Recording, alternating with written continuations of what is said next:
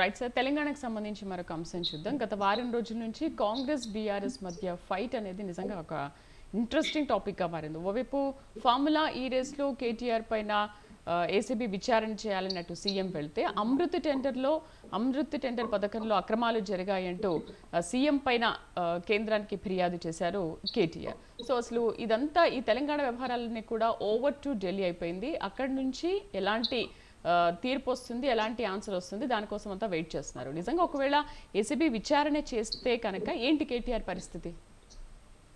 ఇక్కడ రెండు విషయాలండి. ఒకటి, స్థానిక రాజకీయాల్లో తెలంగాణలో ఇప్పుడు మూడు వైపులుగా ఉంది. పార్టీ మూడు ముక్కలాటలాగా కనిపిస్తుంది. ఎలా అంటే అధికారంలో కాంగ్రెస్ పార్టీ ఉంది, ప్రతిపక్షంగా బీఆర్ఎస్, అలాగే బీజేపీ. బీజేపీకి అదనంగా బలం ఏంటంటే ఇప్పుడు కూటమి. వాళ్ళకి తెలుగుదేశం పార్టీ ఎంత లేదన్నా కానీ తెలుగుదేశం పార్టీకి లీడర్ లేకపోయినా కేడర్ బలంగా ఉంది, ఓటు బ్యాంక్ కూడా ఉంది, అలాగే జనసేన కూడా కలిసింది కాబట్టి కొంచెం బలోపేతమైంది బీజేపీ. బీజేపీ కూటమి ఇప్పుడు ఎన్డీఏ కూటమి అనేటువంటి వెరీ స్ట్రాంగ్ తెలంగాణలో. రేపు రాబోయే స్థానిక ఎన్నికల్లో వాళ్ళు తమ సత్తా చూపించుకోలేని వాతావరణం కనిపిస్తూ ఉంది. ఇక బీఆర్ఎస్ పార్టీ ఎన్నికల తర్వాత సడన్ గా షాక్ తగిలినట్టు అయ్యి వాళ్ళకి ఒక రకంగా అధికారం కోల్పోయిన తర్వాత ఏ రాజకీయ పార్టీ ఎదుర్కొనే పరిణామాలే అవి.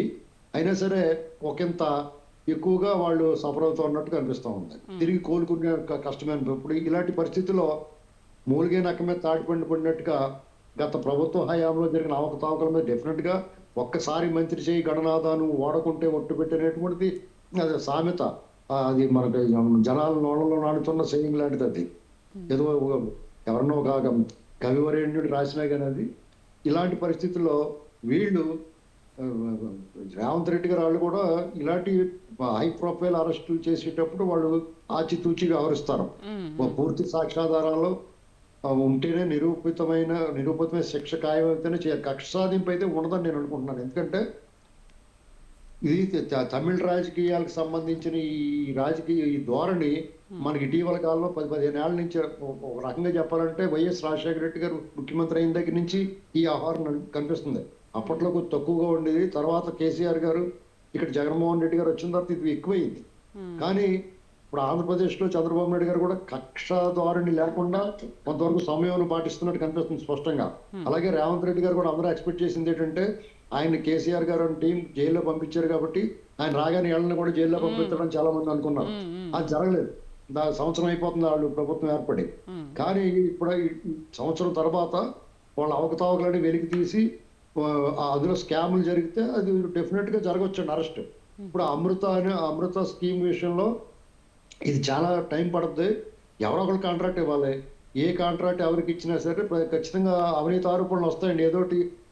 ఎందుకంటే వాళ్ళందరికీ అనుభవమే కదా, రాజకీయ నాయకులకి వాళ్ళ పదవుల్లో ఉన్నప్పుడు ఎవరికైనా ఒక అవకాశం ఇచ్చినప్పుడు ఎంతో కొంత లాగేస్తారు. కాబట్టి ఇక్కడ కూడా అలా లాగేరేమో అనేటువంటి అనుమానం పడుతుంది. చాలా సింపుల్ గా కామన్ మ్యాన్ గా మనం ఆలోచిస్తే. ఓకే సార్, ఒకవేళ ఇప్పుడు కేటీఆర్ ని విచారించేందుకు ఏసీబీ కనుక అనుమతిస్తే ఆయనపై అరెస్ట్ ఖాయమైన ప్రచారం ఏ విధంగా జరుగుతుందో, అమృత పథకం టెండర్లో కూడా అవినీతి జరిగింది అనే విషయం పైన దర్యాప్తు చేపడితే కనుక ఏంటి పరిస్థితి? మరి ఈ ఇద్దరి విషయంలో ఏం జరగచ్చు? ఇప్పుడు ముందు కేసీఆర్ గారి మీద ఏసీబీకి అనుమతి చాలా దర్యాప్తు చేస్తే డెఫినెట్ గా ఆధారాలు దొరుకుతాయండి. ఏదోటి వాళ్ళు తలుచుకుంటే ఏది ఎవరో క్లీన్ స్లేట్ కాదండి. ఏదో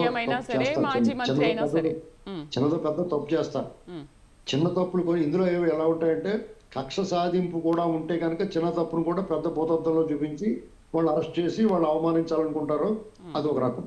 లేదు నిజంగానే పెద్ద స్కామ్లు మధుకోడ లేకపోతే లలూ ప్రసాద్ యాదవ్ గారు ఇలాంటి అనేక మంది మనం చూసాం మనం గతంలో ఈ దేశంలో. అలాగే నిజంగానే వీళ్ళు స్కామ్ లో పూర్తి స్థాయిలో నిర్లక్ష్యంలో ఇప్పుడు జగన్మోహన్ రెడ్డి లాగా పీకల్లోతు దిగిపోయారు అనుకోండి, ఇంకా ఎవరు కాపాడలేదు, డెఫినెట్ గా అరెస్ట్ ఉంటుంది. తర్వాత న్యాయ పోరాటం చేసుకుంటారు. ఇక్కడ అమృత స్కీమ్ అనేటువంటిది ఇప్పుడు ఈ కేంద్రం సంబంధించి వాళ్ళు దర్యాప్తుగా ఆదేశిస్తే కనుక మనం జుట్టు తీసుకెళ్లి కేంద్రానికి అప్పచెప్పినట్టే. నేను ఎప్పుడు కూడా ఆ విషయం ఏంటంటే ఈ తెలుగు రాష్ట్రాల్లో కానీ దక్షిణాదిలో కానీ వీళ్ళ ఈ రాజకీయ పార్టీలు ప్రాంతీయ పార్టీలు బలంగా ఉండాలి. ఈ ప్రాంతీయ పార్టీలన్నీ కూడా తమ ఉనికిని కాపాడుకుంటూ ఉండాలి. రాష్ట్ర పొరుగుని కానీ తీసుకెళ్లి కేంద్రం చేతిలో పెట్టడం కరెక్ట్ కాదనేటువంటి నా అభిప్రాయం, నా పర్సనల్ ఒపీనియన్ ఇది. ఎందుకంటే బీఆర్ఎస్ పార్టీ బలంగా ఉండాలి, టీడీపీ బలంగా ఉండాలి. ఒక్క జగన్ పార్టీ మాత్రం బలంగా ఉండకూడదు. ఎందుకంటే వాళ్ళ సైకోల్ ఫ్యాక్టరీ అది. మిగతా ఈ బీఆర్ఎస్ కానీ టీడీపీ కానీ ఇంకా వేరే పార్టీలు ఏ పార్టీలు ఉన్నా సరే కమ్యూనిస్టులు కూడా బలపడాలి. అంతేగాని ఇప్పుడు కాంగ్రెస్ పార్టీ కూడా జాతీయ పార్టీ అయినా సరే మన మీద పెత్తనం సాధిస్తున్నా కానీ ఆ ధోరణి తగ్గింది. ఇది వరకటికి ఇప్పుడు కాంగ్రెస్ పార్టీలో కూడా మార్పు వచ్చింది. ఇక్కడ ఉన్న ముఖ్యమంత్రులు పూర్తి స్థాయి స్వేచ్ఛ అధికారాలు ఇస్తున్నారు. భారతీయ జనతా పార్టీ ఆ విషయంలో కూడా కొద్దిగా మార్పు రావాలి. ప్రజల్లో లేని మనుషులకి ముఖం తెలియని వాళ్ళకి వాళ్ళ పార్టీ కార్యాలయంలో దుప్పట్లోనూ మడతమంచం కొట్లో వేసి పడుకున్న వాళ్ళకి అందరికీ అవకాశాలు ఇచ్చి వాళ్ళని ప్రజల నెత్తి మీద రుద్దడం అనేటువంటిది మారాలి అర్జెంట్గా. ప్రజలు అప్పుడు బండి సంజయ్ గారు ఉన్నాడు, ఆయన ప్రజల్లో పోవడంత ఆదరణ ఉంది, ఆయనకు ఒక అవకాశం ఇప్పుడు మంత్రి ఇచ్చారు. అయినా సరే గత ఎన్నికల ముందు ఆయన పక్కన పెట్టడం అనేటువంటిది వాళ్ళు చారిత్రక తప్పిదం చేశారు.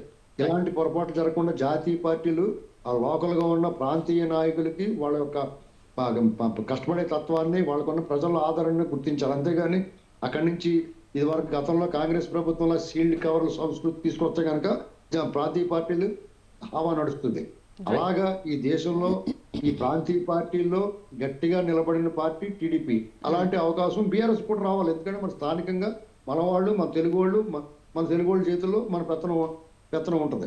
వాళ్ళు కూడా ఆ బీఆర్ఎస్ పార్టీ అధినేతలు ఎవరైతే ఉన్నారో వాళ్ళ అహంకారాన్ని వదులుకుని వాళ్ళు జాగ్రత్తగా ప్రజల్లో మమేకం అవ్వాలి. అధికారం ఉన్నప్పుడు ఒకలాగా, అధికారం పోయిన తర్వాత ఒకలాగా వ్యవహరించడం అనేటువంటి ప్రజలు స్పష్టంగా గమనిస్తారండి. అందుకనే తెలంగాణ తెచ్చిన కేసీఆర్ గారికి 2 సార్లు అవకాశం ఇచ్చారు. తెలంగాణ ఇచ్చిన కాంగ్రెస్ ఒకసారి అవకాశం ఇవ్వాలన్న తెలంగాణ ప్రజల భావన, వాళ్ళ సామాజిక స్పృహ, వాళ్ళ చైతన్యం అనేటువంటిది అభినందనీయం. దీన్ని గమనించాలి. నేను చాలా మంది కాంగ్రెస్ నాయకులకు కానీ నా మిత్రులైన బీఆర్ఎస్ నాయకులు కానీ చెప్పాను. గతంలో ఎన్నికల ముందు చాలా ముందుగానే చెప్పాను. తెలంగాణ తెచ్చిన కేసీఆర్ గారికి 2 సార్లు అవకాశం ఇచ్చారు కాబట్టి మీరు ఏం చేస్తే కూడా గెలిచే అవకాశం లేదు. తెలంగాణ ప్రజల కృతజ్ఞతాభావం కలిగిన వాళ్ళు ఖచ్చితంగా తెలంగాణ ఇచ్చిన కాంగ్రెస్ వాళ్ళ దశాబ్దాల ఆకాంక్ష కళ నెరవేర్చిన కాంగ్రెస్ పార్టీకి పట్టం కడతారని చెప్తే ఎవరు నమ్మలేదు. పైగా నన్ను హేళన చేశారు, వెక్కిరించారు కూడా.